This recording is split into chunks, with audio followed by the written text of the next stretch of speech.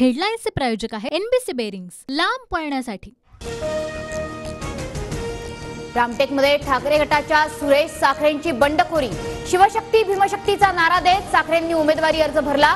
रश्मी बर्वेंबाबत पक्षाकडून मला काही मेसेज नाही, साखरेंची प्रतिक्रिया। वंचित महाविकास आघाडीतून बाहेर, आगामी लोकसभा निवडणुका स्वतंत्र लढणार। प्रकाश आंबेडकरांची घोषणा। वंचितकडून 8 उमेदवारांची यादी जाहीर।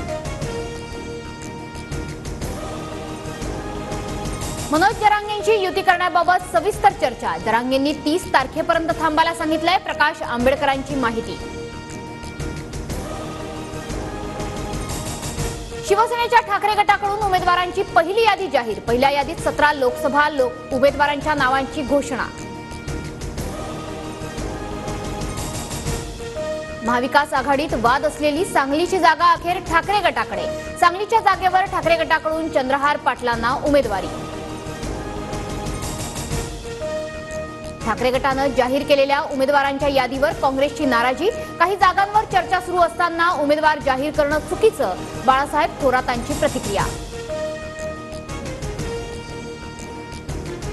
सांगली लोकसभा मतदारसंघातून काँग्रेसचे विशाल पाटील लोकसभा लढवण्यावर ठाम। काँग्रेसकडून उमेदवारी न मिळाल्यास अपक्ष निवडणूक लढण्याची तयारी। छत्रपती संभाजीनगरमधून चंद्रकांत खैरेंना उमेदवारी जाहीर। खैरेंच्या उमेदवारीमुळे अंबादास दानवे नाराज असल्याच्या चर्चा, मात्र पक्षप्रमुखांनी घेतलेला निर्णय मान्य, दानवेंची प्रतिक्रिया।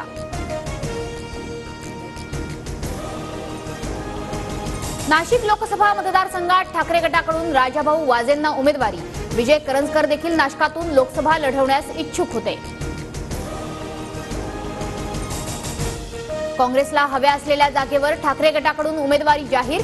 दक्षिण मध्य मुंबईतून ठाकरे गटाकडून अनिल देसाईंना उमेदवारी घोषित। ठाकरे गट एकूण 22 जागांवर निवडणूक लढवणार। आज किंवा उद्या उर्वरित उमेदवारांची नावं जाहीर करणार, संजय राऊतांची माहिती। नागपूर लोकसभेसाठी नितीन गडकरींकडून उमेदवारी अर्ज दाखल। 5 लाख मतांनी निवडून आणा, गडकरींचं आवाहन।